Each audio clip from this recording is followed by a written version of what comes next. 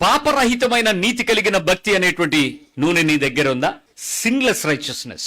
చాలా మంది, ఒక హైందవ నాయకుడు ఒక ఆయన నాతో మాట్లాడుతూ, RSS విశాఖపట్నపు ప్రతినిధి, ఆయన మా ఇంటికి వచ్చి మాట్లాడుతూ నాతో ఒక మాట చెప్పాడు. యేసు ప్రభువుని నేను అంగీకరించను, కానీ నా నీతి కలిగిన భక్తి నేను ఖచ్చితంగా నిన్ను పరలోకంలో కలుస్తానన్నాడు. నీ ధైర్యానికి నేను మెచ్చుకుంటాను, కానీ యేసు లేకుండా ద్వారంలోనికి గాని తలుపులోనికి గాని దారిలోకి గాని ఎంటర్ అవ్వలేవు, సారీ అన్న. అంటే ఆయన అంటాడు, నేను చాలా perfect, I never committed any sin.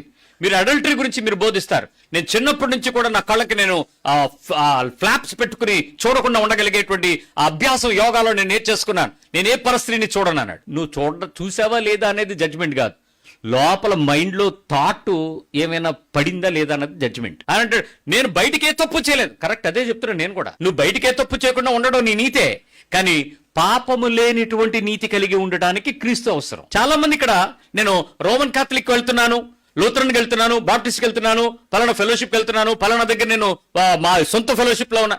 నువ్వే ఫెలోషిప్ లో ఉన్నావు అన్నది కాదు, నువ్వు దేవుని యొక్క వాక్య ప్రమాణానికి తూగుతున్నావా లేదా అన్నది ఇంపార్టెంట్.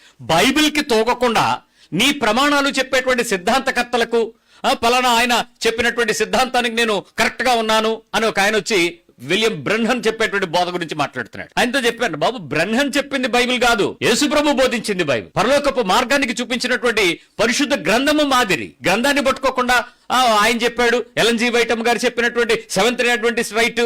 సారీ, నువ్వు సిద్ధాంతాలు చెప్పడానికి నీ వెలుగు సరిపోతుందేమో గానీ నీ నూనె సరిపోదు.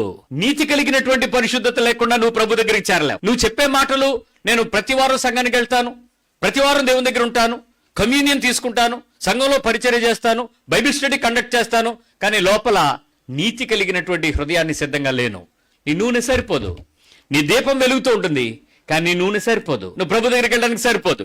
గమనించండి, ఈ బోధ వినేటప్పుడు 25వ అధ్యాయము 1 నుంచి 13 వచనాల్లో చెప్పబడిన మత్తయి సువార్తలో ప్రభు మాట్లాడినటువంటి మాట చదివినప్పుడు చాలా మందికి తేలిగ్గా అనిపిస్తుంది, బుద్ధి కలిగిన వాళ్ళు, బుద్ధి లేని వాళ్ళు అని. కానీ నువ్వు ఇద్దరితో కలిసి ఉండి, ఇద్దరూ కలిసి పనిచేస్తూ ఉండగా ప్రభు వచ్చినప్పుడు తెరగల విసురుతూ ఉన్నటువంటి ఒకడు ఉండి లోపల వేస్తున్నాడు, ఒకడు ఎత్తిపడిపోతే వీళ్ళిద్దరూ ఒకే పని మీద ఉన్నారు, ఒకడు ఎందుకు వెళ్ళిపోయాడు అని అర్థం కాలేదు అని అంటే, ఒకడు బుద్ధి కలిగిన వాడు, ఒకడు బుద్ధి లేనివాడు. ఆ ఇద్దరులో నువ్వెవరో నీకు తెలియదు. నీ పక్కనున్నాడు వెళ్ళిపోవచ్చు, నువ్వు ఉండిపోవచ్చు. నువ్వు అనుకుంటావు నేను ఉంటాను, ఆడు వెళ్ళిపోతాడు, లేకపోతే ఆడు వెళ్ళిపోతా, ఆడు వెళ్ళడు, నేను వెళ్తానని. కానీ మారది. ఎందుకో తెలుసా?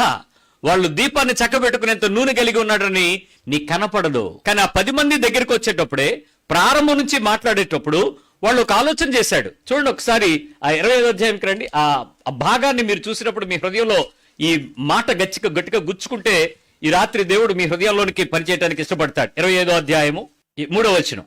బుద్ధి లేని వారు తమ దివిటీలు పట్టుకొని తనతో కూడా నూనె తీసుకొని పోలేదు. అమ్మ, ఫస్ట్ బుద్ధి కలిగిన వాళ్ళ గురించి చెప్తాడు, కానీ బుద్ధి లేని వాళ్ళ గురించి చెప్పాడేంటి? ఆ తర్వాత వచనం, బుద్ధి గలవారు తమ దివిటీలతో కూడా సిద్ధెలలో నూనె తీసుకొని పోయిరి. ఎప్పుడైనా మంచి ముందు చెప్తామా, చెడు ముందు చెప్తామా? ఒక బోధకుడు ఎప్పుడు కూడా మంచి రిఫర్ చేస్తాడు, కానీ ఈ ఒకే ఒక ఉపమానంలో ముందు చెడు రిఫర్ అయ్యింది. అది చాలా ఒక డీపర్ మీనింగ్. ఎందుకు బ్యాడ్ ని రిఫర్ చేసి వాళ్ళు నూనె పట్టుకెళ్ళలేదని ప్రారంభంలోనే చెప్పి నెక్స్ట్ వాళ్ళ గురించి చెప్పాడు. ఏం చెప్పాడు? వాళ్ళు నూనె పట్టుకెళ్లారని చెప్పాడు. ఇప్పుడు పట్టుకెళ్ళని ఆ 5గురు పట్టుకెళ్తున్న వాళ్ళకి ఎలా కనపడతారో చెప్పండి.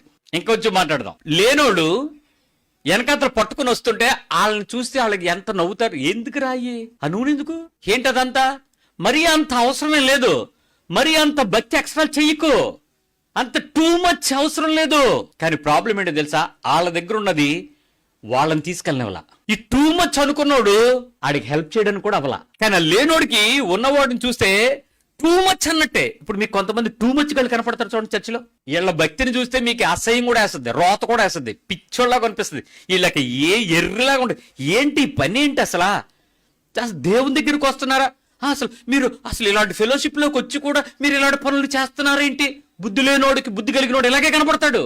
కానీ అందరూ కలిసి చాగా ముచ్చట్లేసుకుని ఎదురు చూస్తున్నారు. రావాల్సినోడు వచ్చేసినప్పుడు లేచిపోయి రెడీ అయిపోయిన వాళ్ళు ఫస్ట్ బుద్ధి లేని వాళ్ళే. ఎందుకంటే వాళ్ళకి ప్రిపరేషన్ అక్కర్లే, వాళ్ళకి ఏ ప్రిపరేషన్ అక్కర్లే, టక్కలే దూరిపోదాం అనుకున్నారు.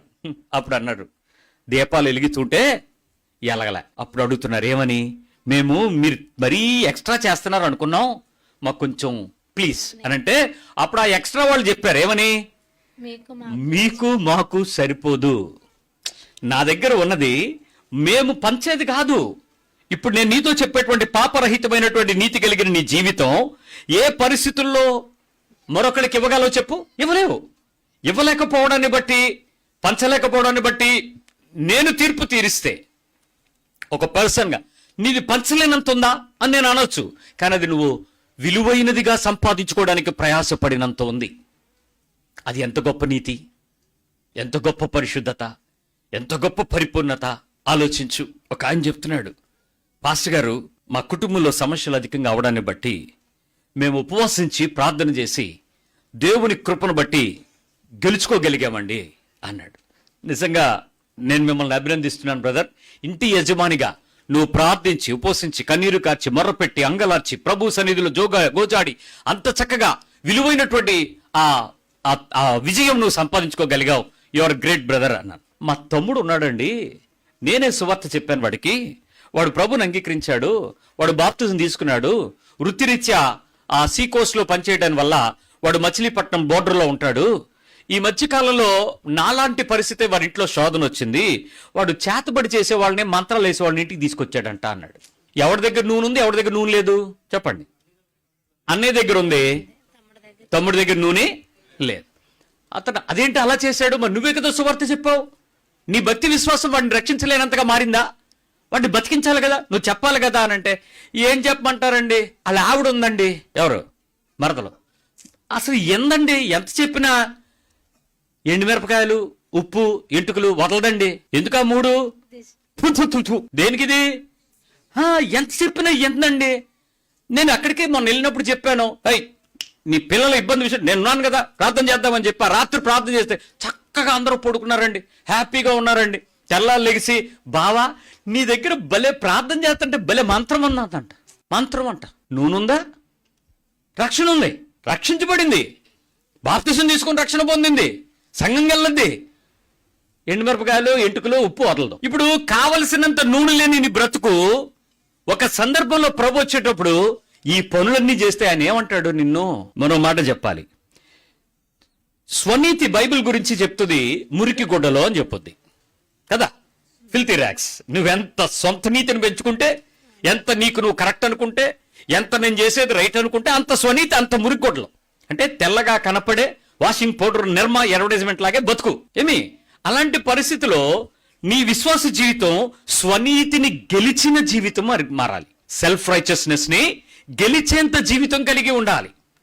నీ స్వనీతిని గెలిచి దేవుని నీతి నా నీతి అని చెప్పగలిగిన విశ్వాసానికి రాకపోతే నీ నూనె సరిపోదు. నువ్వు అనుకుంటున్న పరిశుద్ధత, నువ్వు వెళుతున్నటువంటి సంగపు మాటలు, నువ్వు మాట్లాడుతున్నటువంటి పాటలు, నువ్వు చెప్పుకునేటువంటి ఆరాధనలు నిన్ను స్వనీతిని గెలిపించకపోతే అది మోసపు జీవితం.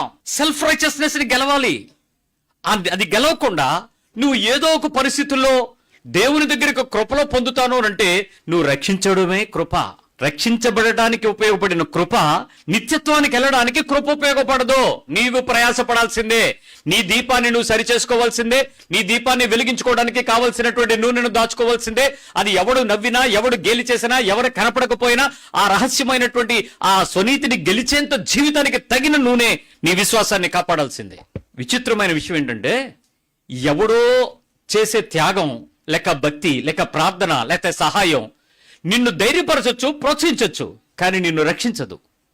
ఒక క్రీస్తు చేసినటువంటి ఆ పరిపూర్ణమైన త్యాగపు నిరతి నిన్ను విమోచించగలదు గాని ఏ ఒక్క వ్యక్తి ఏ విధము చేతనను తన సహోదరుని విమోచించలేడు. కాబట్టి మరొకడు ఎవడో నీకు హెల్ప్ చేస్తాడని ఎలా అనుకుంటున్నావు?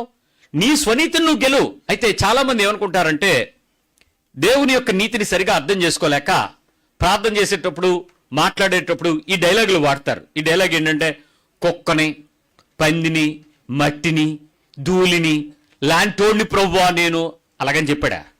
నువ్వు నా పోలిక, నా రూపం, నా స్వభావం, నా స్వరూపం, ఇది కదా యేసుప్రభు మాట. మరి నువ్వు దీనత్వాన్ని ఆపాదించుకోవడానికి నువ్వు మట్టి, ధూళి, పంది, కుక్క, ఎందుకు ఎక్స్ట్రా ప్రసంగాలు? దేవుడికి తెలియదు నువ్వేంటో. అక్కడ నీ స్వనీతి ఏంటి? నన్ను నేను తగ్గించుకున్నానని అనుకుంటూ పదాలను వాడుకుంటూ నిజానికి ఆ రకమైనటువంటి భక్తి కలిగిన ప్రవర్తన లేని నీతి. Self righteous. మేము తప్పు చెయ్యం, మేము కరెక్ట్గా ఉంటాం, మేము నీతిగా ఉంటాం, మేము ఎప్పుడు రైటే చేస్తాం, మేము చెప్పేది రైటే, మేమేం చేస్తున్నా తప్పు కాదు, మా పిల్లలు రైటే. వీళ్ళే స్వనీతి పరులు. మీ నూనె సరిపోదు, రేపటి దినము నువ్వు రక్షించి దేవుని సన్నిధిలో నిన్ను వెలపడానికి, నీ ఒత్తిని వెలిగించడానికి, నీ దీపాన్ని వెలిగించేంత సంపూర్ణతలోకి రాకపోవచ్చు. జాగ్రత్త.